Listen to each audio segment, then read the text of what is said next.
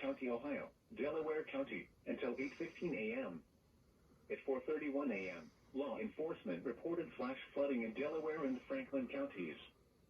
2 to 3 inches of rain have fallen. Hazard: flash flooding caused by heavy rain. Source: law enforcement.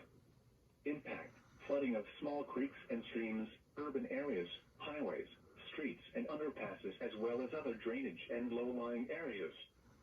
Some locations that may experience flooding include Columbus, Dublin, Westerville, Reynoldsburg, Grove City, Delaware, Upper Arlington, Gahanna, Hilliard, Worthington, Bexley, Pawhuska, Powell, Canal Winchester, Groveport, Sunbury, Ashley, Minerva Park, Polaris, and Ohio State University. Turn around. Don't drown when encountering flooded roads.